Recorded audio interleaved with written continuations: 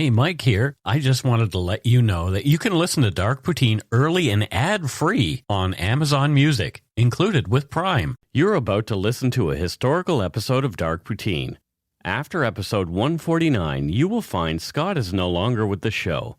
In an effort to maintain continuity and offer listeners as many episodes as possible, we are leaving the episodes in which he co-hosted intact.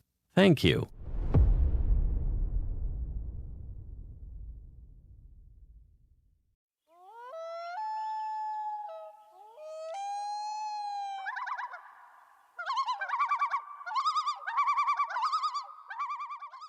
Welcome to Dark Poutine. I'm Mike Brown, creator and host. With me as usual is my good friend and co-host, Scott Hemingway. Say hello, Scott. I'm going to say hello to everybody other than Scott. Okay. Hello, all of you. Hello, all not Scots. Yeah.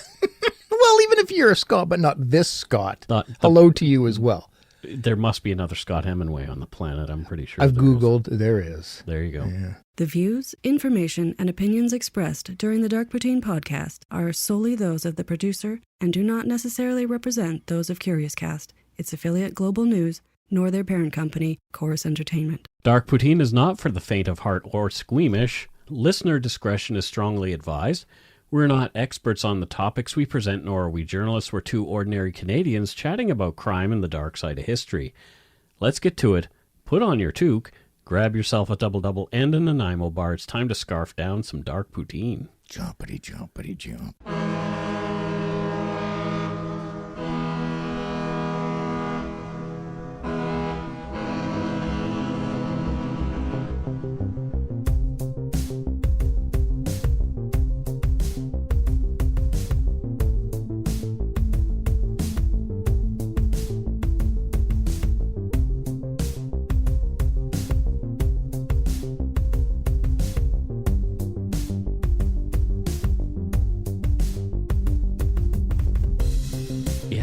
At that, we are off to CrimeCon again. Oh, man. I thought it was like just once a year. It is once a year. Well, it hasn't even been 6 months. Like, I thought it was like the same day, like every year, same weekend every year. It sort of seems that way. It's in May. It's on May 1st to 3rd, 2020. It's in Orlando, Florida. Yeah. When did we go last? Last May. Get the hell out of here. We did not. Totally did. No, it what? Yep. And if you want 10% off your tickets at checkout on the crimecon.com website. When you buy your tickets, use Poutine20 as your checkout code.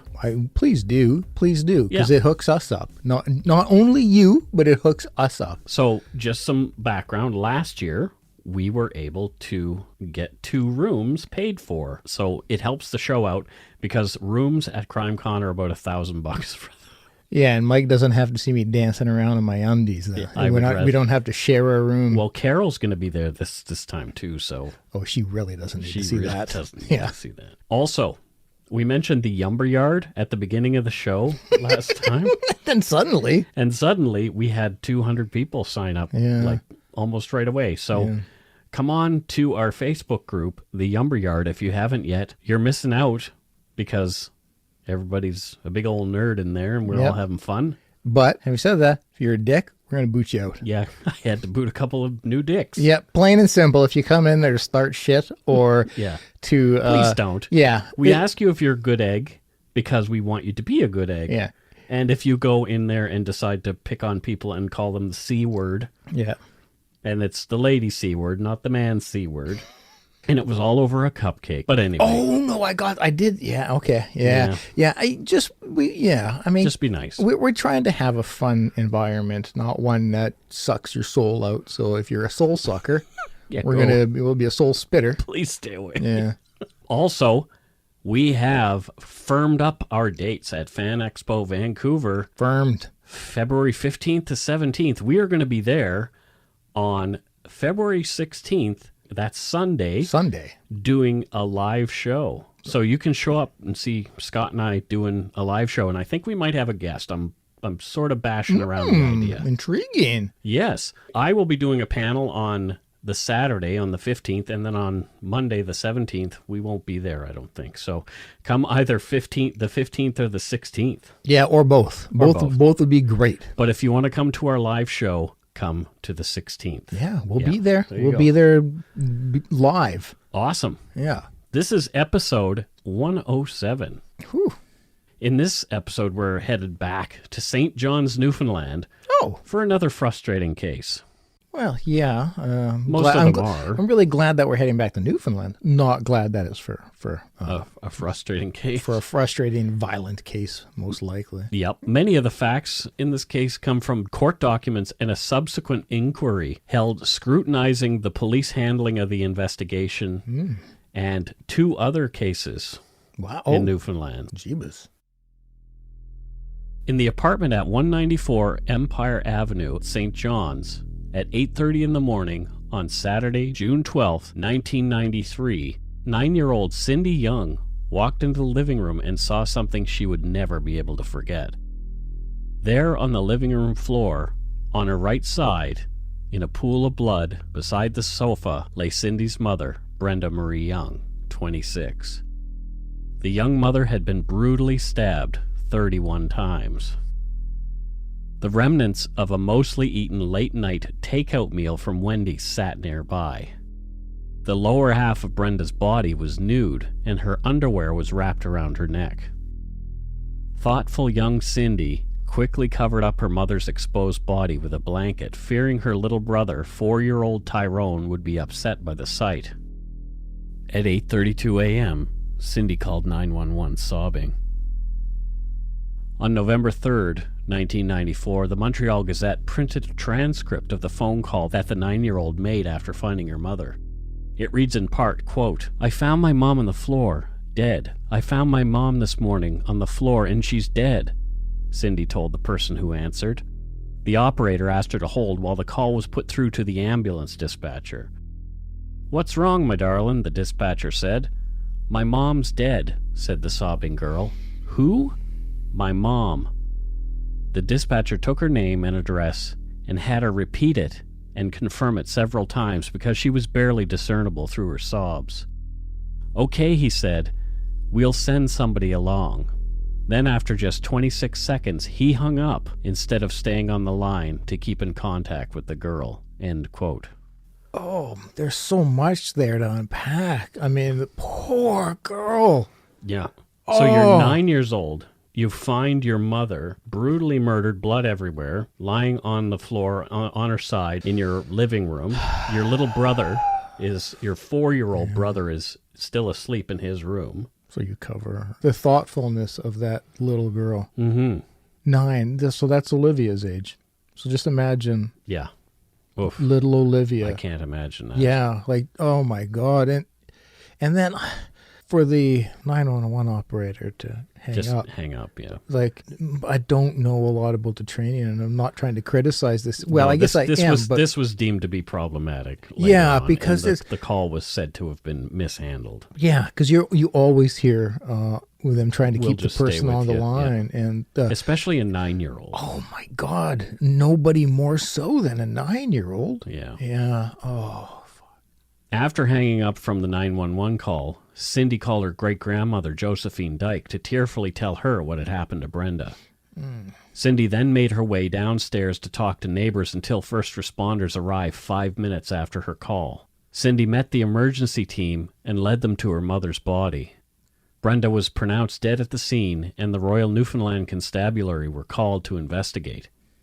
Cindy and Tyrone were taken away from the horrific scene and placed in one of the responding fire units where they were attended to by a friendly fireman. This might sound odd to say, but I think I would be more traumatized by seeing the poor child in tears and in pain than seeing the body, just because... Well, these guys are trained to... Yeah, I know. Yeah. And they see that. This is one of the jobs that you don't think about as a first responder or a fireman, is dealing with a victim at the scene. Yeah. And the children are victims as well, obviously. This one fireman's job was to make sure that the kids were okay and to comfort them and to just be with them while what was going on inside was going on. Already with an adult, it is difficult to be rational during these kind of situations. And so for this fireman to be talking to somebody who, even if they were rational, is still difficult to navigate those conversations, and then to have the poor child so traumatized. Oh, everything is just right off the bat. This is killing me. Cindy told the firefighter a story. From the Lammer Inquiry report, chaired by Chief Justice Antoine Lammer, the fireman stated, quote, "She said she thought she heard her mother calling her name sometime during the night. She sat up and never heard anything, thought she dreamed it, and went back to bed," end quote. Right. Only 15 minutes later, Josephine Dyke arrived in her car to take the children back to her home and allow investigators to do their job. Before they could drive off, though, Royal Newfoundland Constabulary Lieutenant Desmond Peddle stopped them. He was the weekend supervisor for the Criminal Investigative Division on duty the morning that Brenda's body was found. Mm-hmm. He wanted to ask questions to the children about what they'd seen and heard. He spoke to both Cindy and Tyrone in their great-grandmother's car, making notes as he went. Okay. According to the Lammer Inquiry report, Peddle's notes from the conversation say, quote, "Tyrone said that Randy killed his mother. He stabbed her. Mrs. Dyke stopped him from saying anything further. I told her to be quiet. I asked Cindy what happened, and she said Randy killed Mom. I asked if she saw what happened, and she said no. Mrs. Dyke again started talking about the children not seeing or knowing what had happened. She said they only think that's what's happened because Brenda told them about Randy being in jail for stabbing someone before. Cindy said that Randy stabbed her mother. During the next minute or so, I had difficulty getting the children to say what happened as Mrs. Dyke was interfering. I told her not to speak to the children again." End quote. Yeah, the protocol is always to separate witnesses so that one isn't influencing the other, or you don't have somebody taking control of the conversation. Sure. So far, this is an interesting one. Yeah. The Randy being referred to was 28-year-old Randolph John Druken, the longtime boyfriend of Brenda Young. The couple had been known to have a tumultuous relationship, including violence against Brenda at Randy's hands. Druken was also well known to police for a long criminal history, heavy drinking, and drug use. So from that moment on, according to the Lammer Inquiry, in Peddle's mind at least, Randy Druken was suspect number one in Brenda Young's death. Yeah, clearly.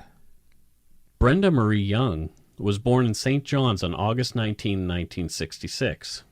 Brenda, only days old, had been placed in the care of her grandparents, Edmund, a caretaker at the Salvation Army Cemetery, and his wife, Josephine. The couple raised Brenda as if she'd been a daughter. There's nothing I could find to explain the reasoning behind Brenda living with her grandparents and not her own parents, so I'd rather not make assumptions into what was going on. Yeah, good call. As in the case of my own adoption, circumstances can be more complicated than they first appear. Yeah, good point. Brenda married young. She had Cindy on August 4th, 1983, only 2 weeks before her own 18th birthday. Tyrone was born just over 5 years later on August 28th, 1988. By the time Brenda connected with Randy Druken, she was divorced and she'd had other relationships since she and her husband called it quits. According to the Lammer Inquiry, Brenda did use prescription painkillers, and she was known to give or sell them to friends from time to time. But that's as far as any sort of quote-unquote criminality went with Brenda. Randy Druken was born on May 21st, 1965. He'd grown up in the same neighborhood as Brenda Young. Randy's mom, Shirley, and Josephine Dyke had been friends for a long time. Randy and Brenda knew each other growing up. They were friendly, but they'd never dated or anything. Yeah. Randy was one of 8 children, with 2 sisters and 5 brothers. Some of the Druken boys were known around the city for their involvement in drugs and a penchant for being scrappy, often involved in fights. Randy himself got 4 years in prison for armed robbery in 1986, so he was 21. Yeah. When he got out, trouble found him again, and he went back to prison for another 3.5 years for aggravated assault after stabbing someone during a violent altercation. And that's the stabbing that was mentioned above in Peddle's notes. So he's not that old, and we're already looking at 8 years almost of prison time done. That's right. Somehow, before Randy's release from prison in the spring of 1991, he and Brenda became involved. Brenda, over the phone, invited Randy to stay with her when he got out, and Randy helped her move into her apartment at Empire Avenue. He'd spend some nights with Brenda and others with his mom and his stepfather, John Ring. Now here's another weird sort of coincidence. Ring was my birth-grandfather's name on my mother's side. Oh. So the name stood out to me. Again, it's a very small world in the Maritimes, and I would not be surprised if I were related to John Ring in some way. Yeah, it's not a very common name. No, it's not at all. Apparently, prison had not slowed Randy down much. Brenda and he would often argue about his alcohol, drug use, and other lifestyle choices that she disapproved of. Despite the fighting, Randy moved in with Brenda and would be in and out of the residence over the next 2 years until Brenda's death. Brenda would either kick him out or he'd storm off in a huff after a fight, but they always seemed to reconcile, as couples caught in that cycle often do. In August of 1991, Randy got himself locked up for drinking and drug possession while on parole. He was out again in early September. Randy's freedom, though, didn't last long. He was back in jail again on November 1991 for the same reasons. He went through a 3-week drug treatment program and was released again in January 1992. He violated parole again in 1992 and ended up behind bars for another few months. So Randy's relationship with prison is pretty good. Yep. Yeah, he has had a good relationship with prison. Yeah. From the Lammer Inquiry Report, quote, "During the times he was living with Brenda Young, there were frequent arguments between them, some of which became violent. He was attempting to quit drinking but would relapse, and this, as well as his drug use, would lead to further arguments. Brenda told her friends and her grandmother about being beaten by Randy Druken. It appears her grandmother, Josephine Dyke, had little sympathy for her and continued to believe that Randy Druken was a fine young man and that she must be the cause of the problems between them." End quote. So his mother-in-law is Brenda's mom. Yeah, is saying, no, he's a good chap. It's not really his mother-in-law because they were never really okay, yeah. Maybe common law, maybe. Common law, but so she's like, he's a good chap. Yeah. Okay. Well, that's interesting. Okay. Yeah. In the middle of January 1993, things spun out of control.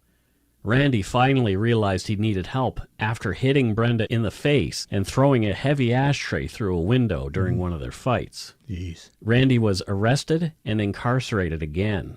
He willingly attended a counseling program while in jail. Randy got out of jail on April 1st, 1993, and went to work at the cemetery with Brenda's grandfather, John Ring. Things were looking up, for a short time at least.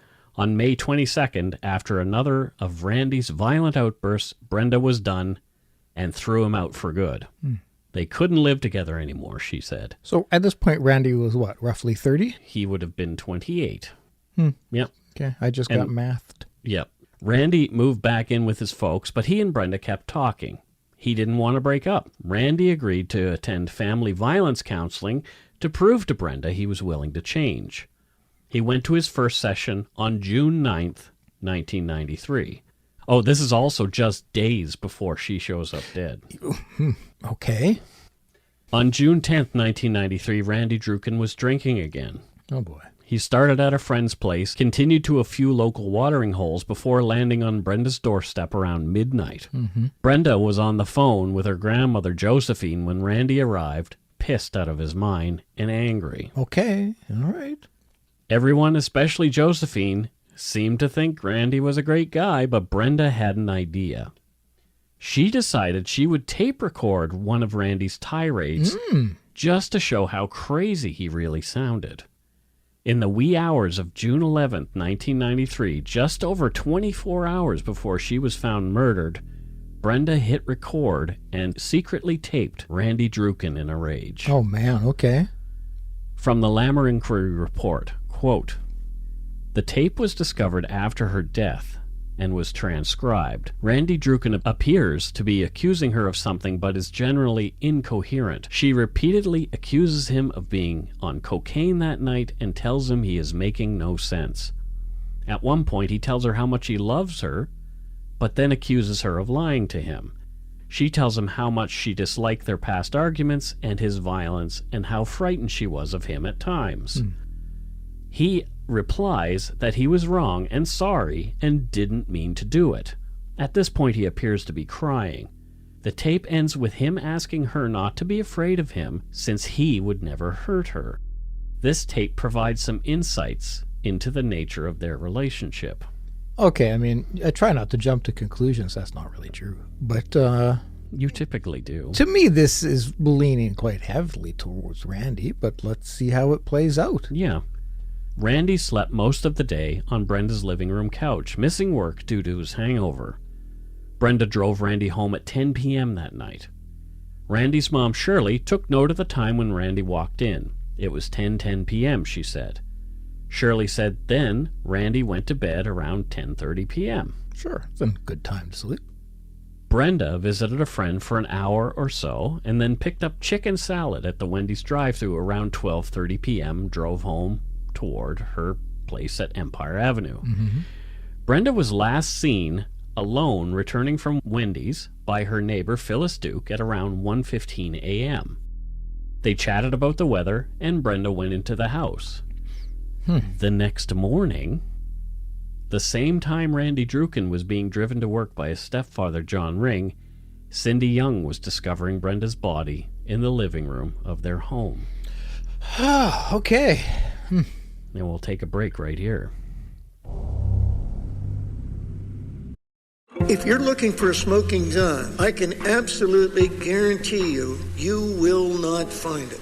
In October 2001, a series of letters filled with a deadly powder called anthrax were dropped into the U.S. mail system.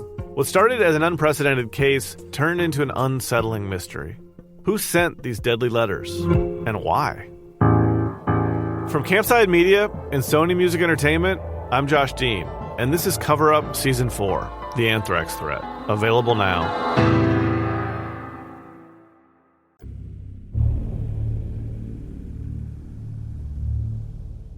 And we're back. Yes, we are. What do you think so far, Scott? Well, I have been thinking Randy all up until that last paragraph, right? Because or those last two paragraphs, because his mom although parents are usually not the best witnesses because there is a bit of bias involved, but she dropped him off there. Yep. Mom says he went to bed at 10:30. That's what Mom says. Yeah, that's what Mom says. And then he was being driven home or driven to work at 8:30 in the morning when her body is found. Yep. Cindy and Josephine were taken back to the police station for questioning and gave statements in the early afternoon. Constable Janine Baggs and Constable Hogan of the Child Abuse Unit were tasked to handle the interview with Cindy, as they had special training in how to speak with a child who'd just been through a traumatic event. Oh, good, yes. Cindy recalled hearing a big bang and heard soft voices, one belonging to her mother and the other to a male she was unable to identify. She said the man's voice was unfamiliar, that she'd never heard it before. Mm-hmm. A man's voice. Yeah. Contrary to earlier vehicle statement where she said it was Randy. Right. Interesting. A male voice, but yeah, saying this time she didn't recognize. Okay. From Constable Baggs' account as given to the Lammer inquiry, quote, I cannot recall all the details, but Cindy did say her mother called out to her. Yep. So while Baggs and Constable Hogan are having a chat with Cindy, in barges Lieutenant Peddle. Okay. He wants to ask the questions. Oh, okay. Interesting. Why not leave it with the professionals? But, that's a great point. I'm no lieutenant. From Constable Baggs' account as given to the Lammer inquiry, quote, I cannot recall all the details, but Cindy did say her mother called out to her. Lieutenant Peddle responded by saying something similar. You mean your mother called out to you to help her and you didn't go? Whoa. Cindy said no. He also said something like, what would your mother say if she knew you knew who did this to her and you didn't tell? Cindy was holding her doll in her hands and was wrenching it during this brief interview. I do not recall any mention of Randy Druken's name at that time. End quote. God, I just keep getting more pissed off. If it's true how this Lieutenant Peddle is handling this, yeah, like this child couldn't get more traumatized than finding a parent murdered. Now you're being made to feel guilty because you didn't help her? That's the last thing this kid needs. Holy shit, Lieutenant Peddle. Cindy was re-interviewed days after, and according to the Lammer inquiry, her story changed again. Most likely as she was asked very leading questions. Cindy was now sure the male voice she'd heard was that of Randy Druken. So you see where this is going. After hearing about Brenda's murder on his scanner, John Ring went to the cemetery and told Randy Druken about what had happened, and the two drove over to Brenda's apartment, arriving around 9:35. They approached police, who had secured the scene and verified what was going on. Yeah. Randy Druken, who was normally cagey and evasive with police, said he was willing to help in any way he could. Okay, yeah. So this is a street-smart criminal who often lawyers up and says, I'm not saying a word. Yep. This is very uncharacteristic for somebody who may have done a crime like this. From the Lammer Inquiry Report, quote, while at the station, Randy Druken cooperated fully with the police, including permitting photographs to be taken of his face and hands and removing his shirt to permit photographs of his chest and back. Yep. He provided samples of his head and pubic hair and nail clippings. He permitted blood samples to be taken from his arm by a medical doctor. He provided a urine sample for drug testing, submitted to a full interview even though aware he was not under arrest and free to leave at any time, and he consented to the search of his home and revealed where the clothes he wore the previous night would be found, end quote. You're making it very difficult for me to now blame Randy. I'm starting to get a bit... Isn't it confusing now? Yeah. Randy even submitted to a polygraph examination on the day after Brenda's murder, but the results were inconclusive. Okay, well... The evidence gathering at Brenda's home continued. At least 18 people had been in and out of the apartment on the day of Brenda's murder, and one officer had even accidentally left one of his own footprints in Brenda's blood as he was picking up other evidence. Yeesh. It was determined that Cindy had bled out on the couch, sometimes referred to as Chesterfield in Atlantic Canada, and it was unclear how she had ended up on the floor. Had somebody moved her? Brenda had been autopsied right away. It was determined that she died between 2 and 4 a.m. in the morning. Neighbors were interviewed, and a few had heard knocking between 2:30 and 3 a.m., and two people talking on the stairs, a man and woman, as they were walking up to Brenda's apartment. There was one person who had seen the man in question. Oh. Her name was Julie Evoy, and she lived next door to Brenda in the upstairs apartment in the fourplex. Okay. She had even spoken with this man briefly. Whoa. Well, that's pretty evidentiary. From the Lammer Inquiry Report, quote, Julie Evoy was interviewed by Constable Randell a few hours after Brenda Young's body was found. She was divorced and lived with her two sons, aged 21 and 22. She stated that she was watching a movie with her younger son when she heard a knock on their back door between 2:30 and 3 a.m. Oh. The statement continues. I opened the door and a young fellow said, either Brenda or is Brenda there? I said no, next door, and I closed the door. I heard this person knock on Brenda's door, but I didn't hear it open. The doors are immediately adjacent to each other, and Mrs. Evoy then returned to watching the movie. Approximately 10 to 15 minutes later, they heard sounds like someone moving furniture, but thought the noise was coming from downstairs, end quote. Holy shit. So, was it Randy, is your question? Well, no, my first thought is, I don't know how you guys do things on the East Coast, but when somebody comes a knocking at my door, my back door, at 2:33 in the morning, I'm not answering it. Depends on the neighborhood. I'm not even opening the curtains to see who's there. That's because we live in Surrey, Scott. Well, I lived in a few places, and at no point in time would 2:30 be the people aren't typically afraid of knocks on the door. Wow. Yeah. 2:30 a.m. Okay. Yeah. But I would imagine she would know who Randy is. The man that Mrs. Evoy described did not match the description of Randy Druken, but it was a dead ringer for Randy's brother, Paul. Oh. Paul was also well known to police. He flat out refused to participate in a lineup. Okay. Well, that spells suspicious. Interesting. And I can't actually spell suspicious. Constable Baggs took Ms. Evoy to the provincial courthouse where she knew Paul Druken would be. When Mrs. Evoy saw Druken, she grabbed Constable Baggs' arm.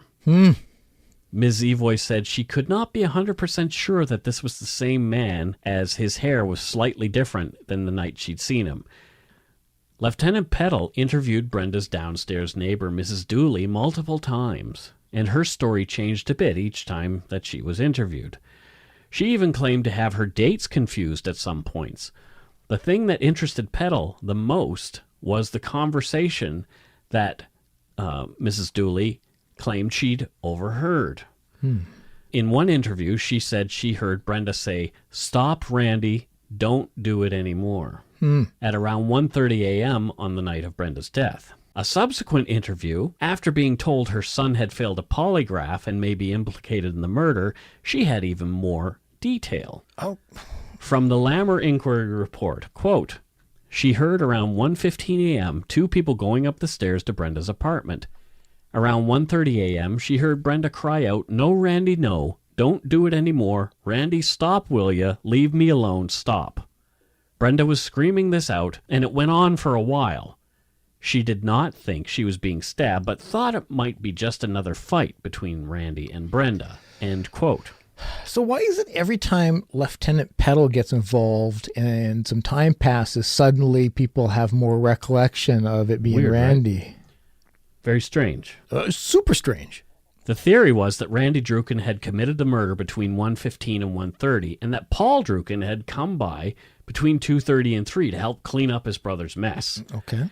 The problem with this, though, is there was no evidence of any attempt to clean up at all present in Brenda's home. At Peddle's urging, police interviewed Phyllis Duke, the downstairs neighbor, 11 times. Woo. And she'd given 6 written statements. Oh, wow. Each one slightly different. Which, I mean, depends on what is slightly different, but I could understand. Police had been to the Dooley's apartment. These are the people who claim to overhear Brenda using Randy's name 34 times. In all these interviews, timelines become very confused. Yeah, no kidding.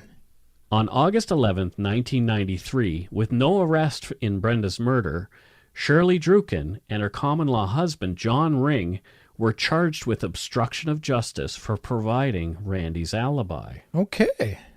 On August 20th, 1993, Randy Druken, in jail since 2 days after the murder, because he had breached his parole again, was arrested and charged with the first-degree murder of Brenda Young. Okay, so the police are hog wild on Randy here. Yeah. In jail, a man who'd been charged with fraud, theft, and forgery went to authorities claiming that Randy Druken had made a confession to him while in custody, saying he had done Brenda's murder. But some of the facts didn't match up. The man claimed that Druken had killed Brenda in the kitchen and moved her to the living room, but there was nothing to substantiate that any part of the murder had taken place in the kitchen. As well, there were numerous other inconsistencies mentioned in the Lammer Inquiry's report. The informant failed a polygraph, but it was rationalized away by investigators who presumed he was hiding a, quote, homosexual relationship with Randy Druken, but they didn't address that with the witness at all, nor did they try to prove that theory. Regardless of all the red flags, the informant would become a key witness for the prosecution in Randy Druken's murder trial. I'm so confused. Yes. At trial, as evidence was being presented, a doily that had been collected at the scene in Brenda's apartment was removed from a plastic bag and a cigarette butt fell out. Okay. The cigarette butt would later become very important to Randy Druken, but that would be years later. The prosecution proved their case, and on March 18th, 1995, Randolph John Druken was convicted of the second-degree murder of Brenda Marie Young. Okay, I think I see where the cigarette's going to come into play. 3 years later, on August 10th, 1998, the jailhouse informant came forward. He admitted he'd made the whole thing up. Fuck. He said that Randy Druken had not confessed to him at all. He claimed the police had bullied and coerced him into telling the story when they learned the two were chatting with each other in the cells. At least 18 additional charges were laid against the now apologetic man for his deception in Randy Druken's trial. Wow, okay. So there's consequence for him for coming forward. Absolutely. Well, and he's probably willing to face the music, too, yeah, right? Because he feels bad because he possibly sent somebody away for murder. Which puts a lot of credibility into, instead of getting some freedoms maybe he had another reason to do it. Who knows? Yeah, often that can be the case, but he's facing some challenges from it, and he's still there. In 1999, the cigarette butt that had fallen out of the doily at trial was tested for DNA, and it came back with an interesting result. Mm-hmm. It belonged to Paul Druken, Randy's brother, who had since died of a drug overdose. Oh, wow. Paul Druken had definitely been at the crime scene. Yeah. A second trial was ordered, and after 6 years behind bars in July of 1999, Randy Druken was released on bail pending the new proceedings. Mm-hmm. The Crown ordered a stay in proceedings in August of 2000. The Crown later admitted they had wrongfully convicted Randy Druken. It was also determined that if Paul Druken had still been alive, he would have been charged with Brenda's murder. Yeah. The obstruction charges against Shirley Druken and John Ring were also found to be groundless and abusive. Oh, wow. So much trauma involved in this incident. Just a big cock-up. The Lammer inquiry went ahead looking into the 3 wrongful convictions in Newfoundland, Brenda's or Randy's wrongful conviction being one of them. The report with annexes is 490 pages, chock full of systematic mess-ups and confused witnesses. The report made numerous recommendations to prevent these things from happening again, and many of those have now been implemented. Ooh, almost 500 pages. That's a lot. It was a lot of reading, let's just say. Yeah. I only read the parts that were related to this particular case, but it kept referring to other cases that okay. Similar police officers were involved in. For real, huh? For real. Yeah. Well, yeah, I guess once shifty, always shifty. Yeah. The Newfoundland government eventually compensated Randy Druken for his wrongful conviction. Good. From a National Post article printed on December 15th, 2006, written by Brian Callahan, entitled, quote, "Drug Addict Wins $2 million in Wrongful Conviction Case," we get a little bit of insight. Quote, "Mr. Druken, meanwhile, knows people will be cynical about the cash, what he'll do with it, and his chances of survival. He still has a serious OxyContin addiction and is fighting back with critical methadone treatments, but he's slipped before and admits he'll probably slip again. People are entitled to their opinions, right? I can't do nothing about that, right? But it can happen. The first step for me is to realize I'm powerless over it. If I fall off the horse, I'll get back on. But I'm going to do this, fight the drugs. I'm going to try. After everything I've been through, it would be a real shame if I didn't make it." Mr. Druken, 41, only began learning to read while he was in jail in 1985. He says he'll get involved with children, teaching them to avoid the same criminal and illiterate pit cost him a good chunk of his life. End quote. Oh, wow.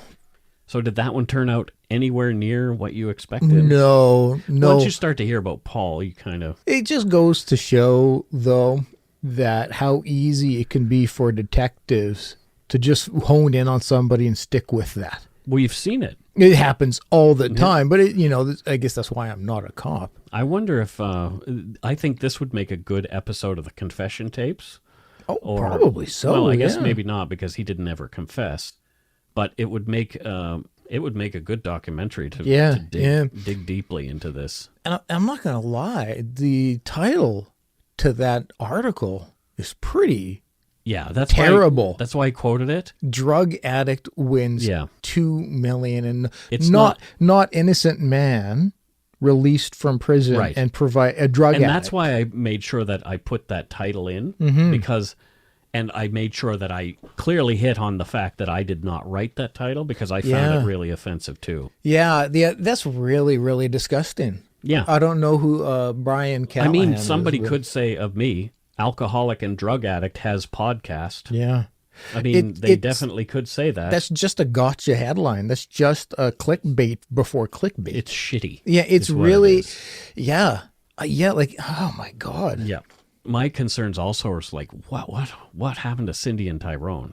I'm sure, you know, their great-grandma and their step-great-grandfather took care of them and other family members, but that has to impact a child in a way that you can't come back from. You have trauma following trauma following trauma. Like these poor kids are constantly victimized. Yeah. And when you think like everything's been solved, it turns out this wasn't the case at all. And it just reopens all those wounds again. And a re-traumatizing. And so, like the opportunity to overcome continues to get more and more difficult. Like it's really, really, these poor kids. I know. I really hope to hell they are flourishing and doing great because they deserve to. Yeah, both of them would be in their 30s today. Yeah, so they deserve to. They have struggled. They've had to deal with enough.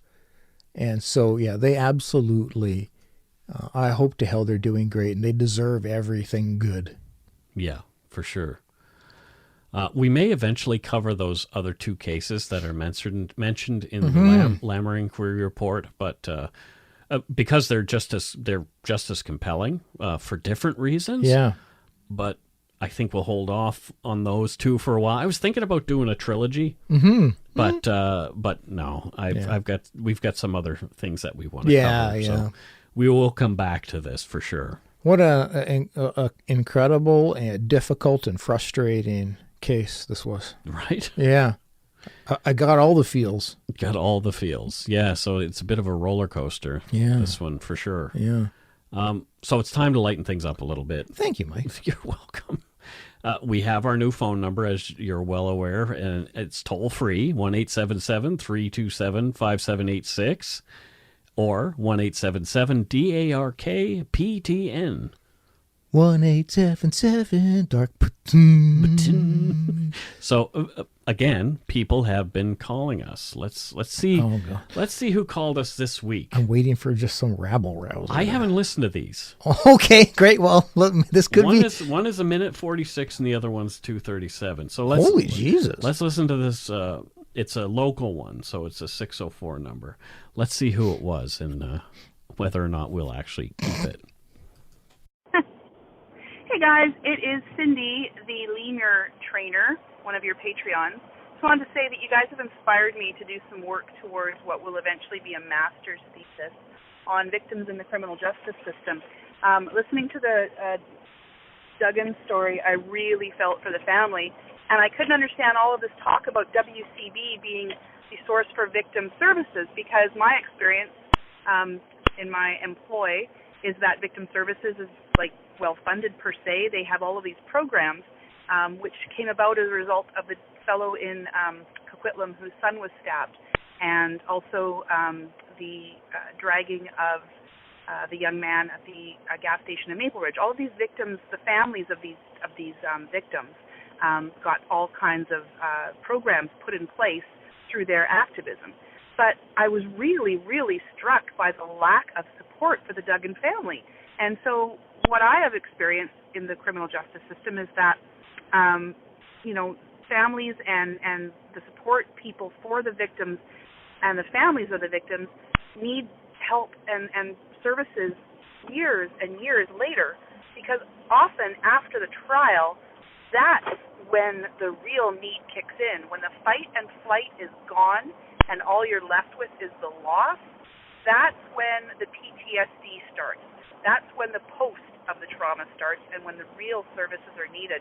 I have decided to start doing a master's and eventually go back and get a master's of law because of your podcast. So thanks, guys. Keep up the good work. Holy shit. Wow, that's awesome. Cindy, wow. Thank you. That's, thanks for telling us that. We really appreciate it. And, wow. Now those things are really more available to victims' families, but in 1993 they were not. Yeah. So this is why the Duggans still to this day, were not able to access the funds that other families would have been able to access. But thank you. That yeah, was thanks an so much. Amazing, powerful message, and it means a lot. So thank you. Yeah. So I have another bit of news before we get to our next voicemail that's relevant to this. A detective in Edmonton reached out to me. Okay. She heard me tell my story in episode 10, and she wants me to come on and explain my feelings and to give my perspective as somebody who survived an attempted abduction and sexual assault. Apparently, I'm going to be talking to a group taking courses on sexual assault through the Edmonton Police Services. Wow. To some people over Skype, yeah. That is pretty incredible. Yeah. I guess I'm going to be doing that in February. Wow. What a neat and awesome experience. And I said absolutely I'd do that. I need a bit of more time to write it out again and make sense of it. But yeah. Wow, that's amazing. Yeah, pretty cool. Very cool. I love that what we do is inspiring these kind of things. Yeah. Yeah, it's really an unexpected offshoot for me, to be honest with you. For sure. Here's another voicemail that I haven't listened to. It's great. Hey, dudes. My name is Lindsay. I'm on the Yumber Yard. I just wanted to say that I love you guys so much. You make my work day so much easier and more fun in a very dark way. I'm a house cleaner, so I go into really nice houses. I put in my ear pods and I listen and listen. I'm all caught up. It's taken me about a year, but I love you guys. I found you through My Favorite Murder. And I also just wanted to say that around Christmas, I posted something on the Yumber Yard that upset a couple people. I really appreciate not deleting it. It was about if you wanted to make your husband happy or whoever and you don't have any money, put a negative pregnancy test in a stocking. And I meant it all in good fun because I had actually taken a pregnancy test and it was negative and it was like a whew. But anyway, I didn't mean to ever hurt anyone's feelings, and I never mean to hurt anyone's feelings. I absolutely love you guys, and I love Carol. I think she is fantastic. So if you guys ever come to Boston, Mass, I would absolutely love to experience your podcast live, and I know many people who would. I brag about you guys, not in a preachy way that's obnoxious, because I want you to have followers. But anyway, go shit in your hat, but I really feel bad saying that. But I guess, I don't know. I'm from Massachusetts, so I guess I feel bad, which is weird because we're math holes. So anyway, take care, and thanks so much. Well, thank you so much, Lindsay. Never feel bad for telling us to shit in our hats. We love it. Although the Bruins suck. But anyway, we don't want to go there. Don't get me started. They don't suck. They actually just beat us. That's the problem. Which makes them suck. This is the problem we have with them. They beat us. It's pretty much the problem we have with every other Lindsay, hockey team. That joke is just fine by us, so that's why it stayed. And Carol definitely appreciates the love that people give to her. She really needs it lately, so just keep it up. Yep. Yeah, so that's it for the voicemails for this week. Those are two really nice, wonderful voicemails. I agree. Yeah. Yeah. So thank you guys. Thank you both. And again, our number is 1-877-327-5786 or 1-877-DARKPTN. 1-877-DARK-PTN. Give us a call.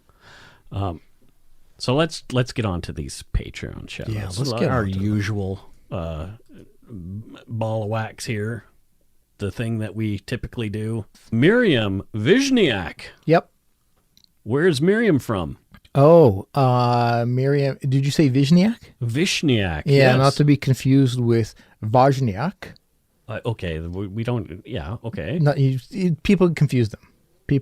All right. They're both computer scientists. Okay. Based out of Lithuania. Yeah, and so very similar names in Lithuania, and Lithuanian, I believe is what the language is called. And what does she do there? The computer scientist. Oh, right. Yeah. But probably not what you think it means. What does it mean? She teaches computers to be scientists. Oh, yeah.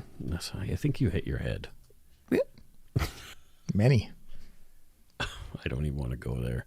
Steve Dunn's from Ottawa, Ontario. Thank you, Steve. Thanks, Steve. I love Ottawa. It was a great city. I was surprised at how much I liked it there. I hear that. Yeah. I hear that. Yeah. I really dug it. A local person. Okay. Ryan Gerber from Richmond, British Columbia. Thanks, Ryan Gerber. We appreciate you. We very much do. Also, somebody from Australia, Megan Markin from Frankston South. Not Meghan Markle? No. We don't want to go there with Meghan Markle. But Megan Markin, thank you so much. We really appreciate everything that's going on in Australia right now. Yeah. We really, really appreciate you taking the time to show us a little bit of love, because that's... we love the love. Yeah, we do. Next up, we have Jason Mago. Mago. Yep. Okay, where's Jason from? It looks like a French name. Yeah, last name. Yeah, Jason is French. Okay. Yeah, lives in, I'm trying to remember, it's in the Philippines. It's a little town. Okay. Manila? Yes. That's a big town. Well, but the word is small. Okay. The name is small. So does he make manila envelopes? That's just not funny, Mike. What does he do? He makes manila envelopes. Wow. Yeah. Is he like the guy who puts the glue on them? No, he's the guy who paints them yellow. Oh. Yeah. You think they're painted yellow? Yeah, aren't they for you? Not painted. Yeah, no, they're hand painted. Each one is hand painted. Wow, you must have some fancy manila envelopes. I do, made specifically by Jason. Or should I say envelopes? I don't know. What is the right... Envelope is more fancy than envelope. Say envelope, I think. J.D. Chambers from Mansfield, Ohio. Oh, nice. J.D. Ohio. J.D. From Ohio. Hey, thanks, J.D. from Ohio. Tune in. Tune in, J.D. We much appreciate that. Yeah. Kai Patricia from Port Coquitlam, British Columbia. Oh, well, it's just a hop, skip, and a jump away. Former home to Robert William Pickton. That's what they like to be referred to as. Yeah, I'm sure Kai. That's exactly what has no relation to Robert Pickton. Yeah, that's how they put that on the sign when you're driving into the town. Right. Yeah. Next up, we have John. Yeah. Well, thank you. There is a last name attached to his email, but I don't want to give it away. Yeah, if they've just put because John. If he just wants to refer to himself as John, let's just say it starts with a V, as in Victor. Okay. So John V. John V. Is he like? Well, this is one of the aliens from V? Yeah, I think so. That's all. This one, but just based on the information we have, Mike, we're going to have to break from our normal tradition and make something up for this person. So he's from space. Yeah. He's an alien that Zortob. He's from the planet Zortob. He's from the planet Zortob. Yeah. His job here is to integrate, and part of his integration job here is giving a donation. To the Umber Yard or to the Dark Poutine podcast. That's his role here on Earth. Yeah. On what did I call it? Zortob. On Zortob, his job was to put the lime in the coconut flirt herbs into the Katokfmund. Oh, right. Yeah. Apparently that hurts when that happens. Oh, Jesus, tell me about it. That's probably why he only didn't leave a last name. Next up, we have Emma Liz. Oh, thanks, Emma. And she's from Pittsburgh, Pennsylvania. Whoa. Pittsburgh, Pennsylvania, home of those darn Penguins. Yeah. That also pound us every... What is it with every other team? They're all... I hate them all. Well, actually, the Canucks had been on a bit of a... They were on a bit of a tear recently, yeah. A bit of a tear, winning 8 in a row. That's pretty damn good. That is pretty good. So thank you, Emma. Thank you so much, Emma. Appreciate it. Yeah. Say hi to Sydney. Next up, Dee Dee Baldwin. Oh, that might be the best name I've ever heard. Dee Dee Baldwin? Yeah. Where is she from? Dee Dee Baldwin is from the Sioux. Oh, Sault Ste. Marie. Sault Ste. Marie. Oh, interesting. Yeah, and what does she do in Sault Ste. Marie? Does she work in the Tim Hortons I was at? No, she's a... It's either that or a hotel. Those are the only two things I remember from the Sioux. She's a whale. And Samantha Meadows, of course. She's a whale hunter. There's no whales in Sault Ste. Marie. I'm pretty certain. No, I know. That didn't say she. Oh, she's overhunted. Yeah, no, I she's hunted all the whales in the Sioux. No, well, I mean, I didn't say she has a good job. No, I didn't say she's not a real well-paying job because there's no whales. Look, she just walks around with like a big whaling hook. Yeah, she saw the posting on Craigslist. Yeah. She's against whale hunting, but like her plan was to come into this job and sabotage it. Like, I will thwart from the inside all of these whale utensils for hunting, because they use utensils. And then she's just been waiting to get her first assignment, collecting a paycheck until that happens. Well, thanks, Dee Dee. Yeah. Well, yeah, but she's giving us money and she's broke. No, she's getting paid. Oh, okay. She's getting paid regularly. She's just all like, wow, do they know they're still paying me? Because they haven't given me an assignment yet. Gotcha. Also, where are the whales? She says often. Next up, from Toronto, Ontario, Joan, or Toronto. Joan O'Mara. Thank you, Joan. Thank you so much, Joan. Much appreciated. We really appreciate that, Joan. Cynthia Rachol. Yep. Where's Cynthia from? St. Petersburg. Florida or Russia? Where do you think, Mike? Russia. Obviously Russia. Movie. Well, thanks, Cynthia. Maybe I've just developed a wonderful friendship. I hope so. It's what I do. Is it? It's what I do. I bring love. Oh boy. Let's look at the activity here. Let's look at it. That's gonna. All right, let's talk about donut money. Yes, please. We got a gift received from Cassidy Johnson. Oh. And she says, would you please give a shout out to my sweetheart, Grace Reinhold? We really enjoy the podcast. Your friends from the Annapolis Valley, Nova Scotia, where I was conceived in that. Wow, hubba. Right? Waka. Grace, big shout out to you. I love the Annapolis Valley. It's beautiful. As you should. It is beautiful. As you should. I've never heard of it or been there, but as you should. Oh, boy. Monet Theriault. Again, did Monet. Her monthly thing. Thank you very much, Monet. And here we have one from Diana Kashabi. Okay. Hi, Mike and Scott. I hope your loved ones had a great start into the new decade. Well, they were with I need us, to apologize because 30 days after my last donut money donation, it was automatically refunded to me. Turns out PayPal doesn't like my euros and insists I send you Canadian dollars instead. To make up for this currency kerfuffle, I'm doubling the donut money, sending it to you in the form of proper, albeit digital, poutine gravy-drenched loonies and toonies. Please know if PayPal still won't let you accept the donation, I might just have to attach some cash to a carrier pigeon and send it on its way across multiple time zones to Surrey, BC. Greetings from Austria. Diana. Thank you, Diana. That was a wonderful message, and we got it. But please send a carrier pigeon. I would love just put a note on there like, wouldn't you? What's love up, to home get a slices? carrier pigeon It would just be the best thing ever. But where would it go? Because can they knock on doors? They peck on the door. It's not. I'm not going to notice they that. Come pecking on the door. Fly into my window, pink, and you're like, If you're sitting beside your big window downstairs where you lay on the couch. That's what I'm saying. I'm pretty sure you're going to hear pecking on. I'm thinking more of a flapunk into the window. And then you'll hear Tenko. Yeah. Oh, that would be funny.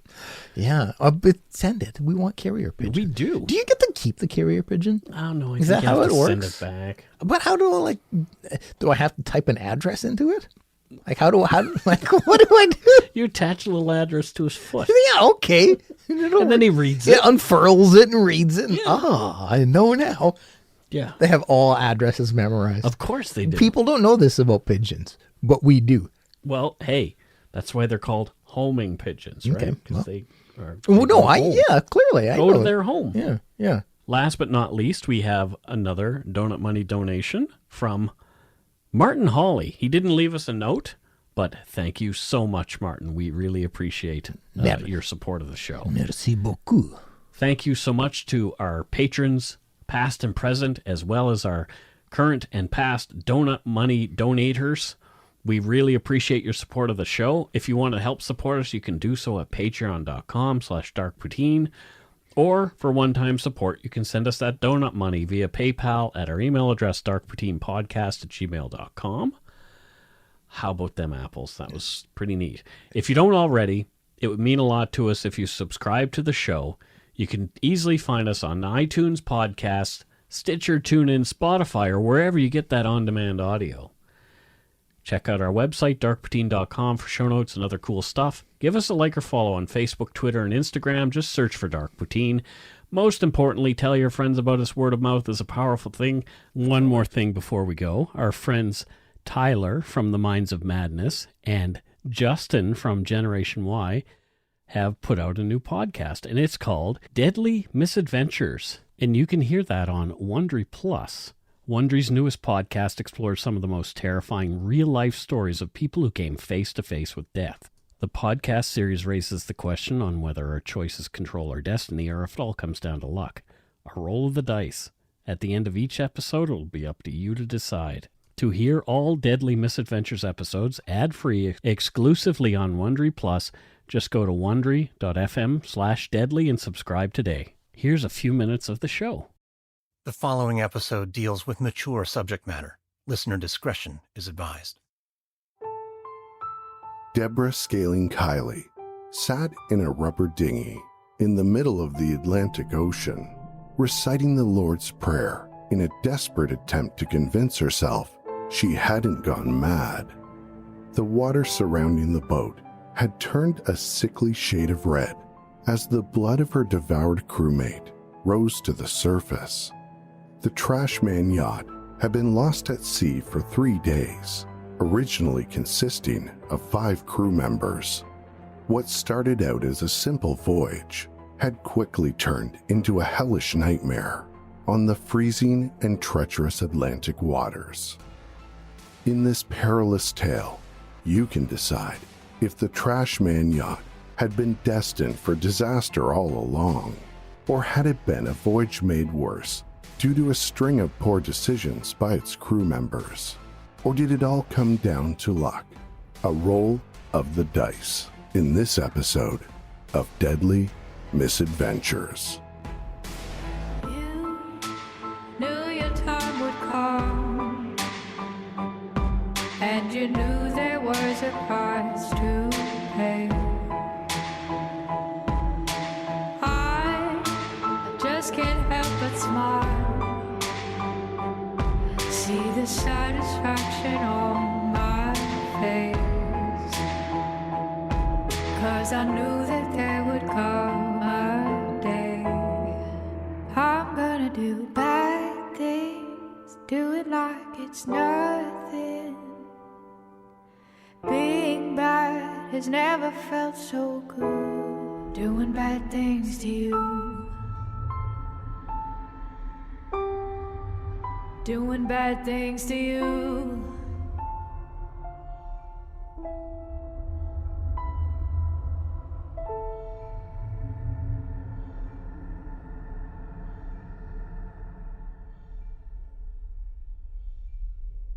Unlike the ocean waters she eventually fell in love with, Deborah Scaling's early life was anything but calm.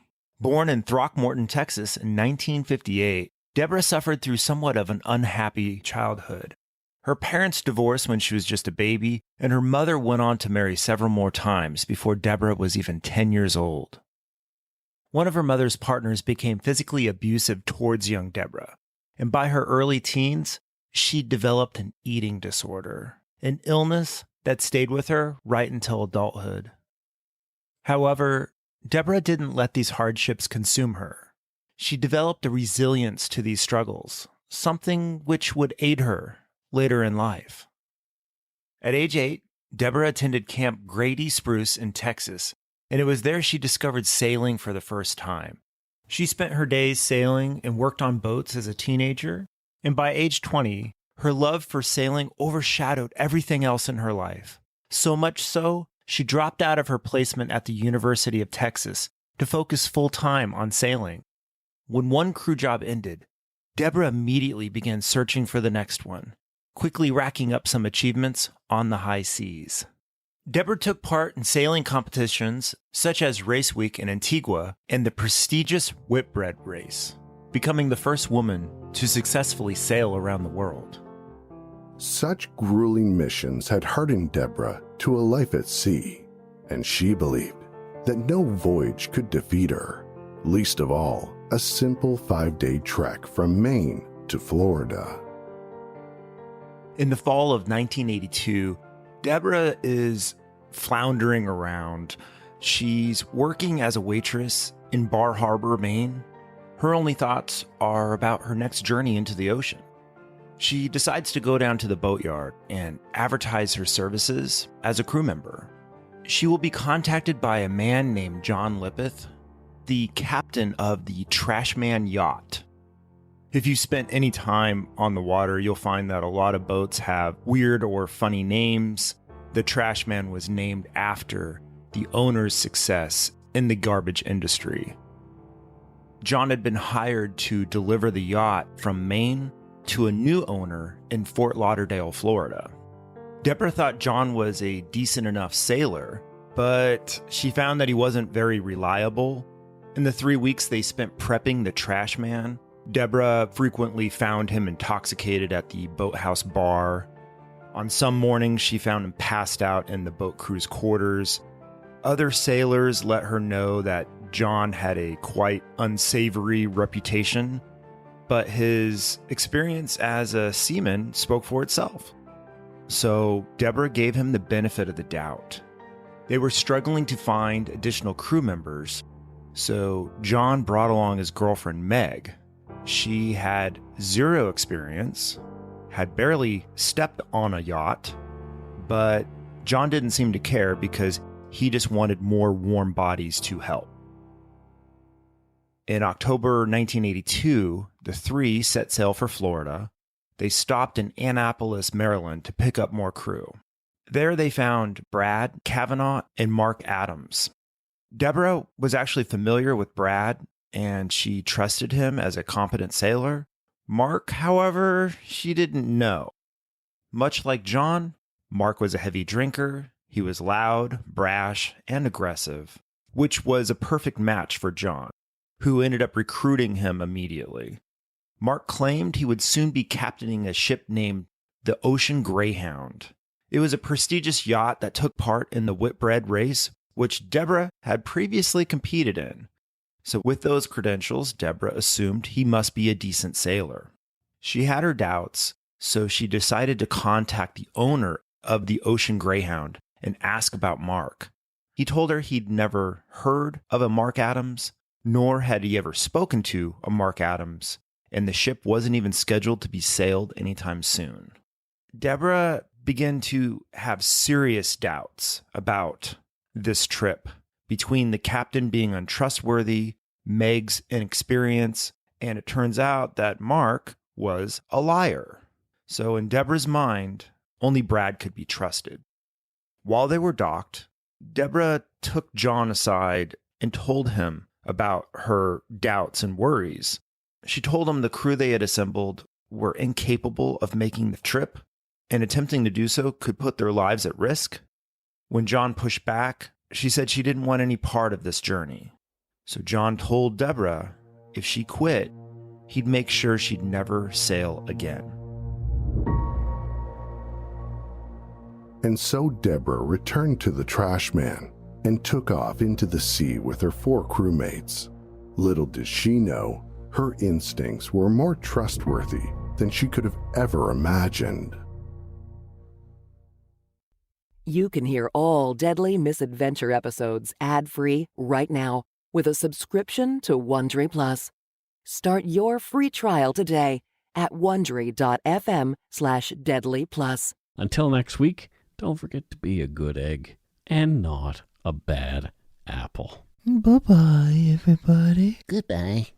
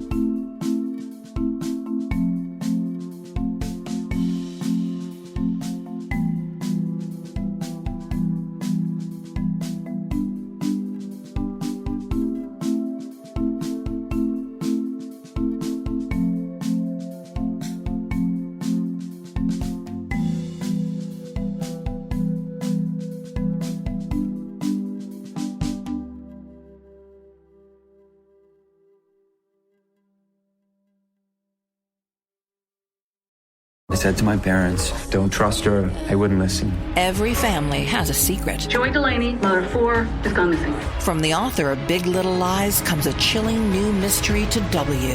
You were an emotional chaos sinkhole, Amy, and I'm sick of it! Starring Annette Bening. Nobody can break your heart like your own children. And Sam Neill. She will come back. Here we go. Strap in. Apples Never Fall. All new Thursdays only on W. Stream on Stack TV.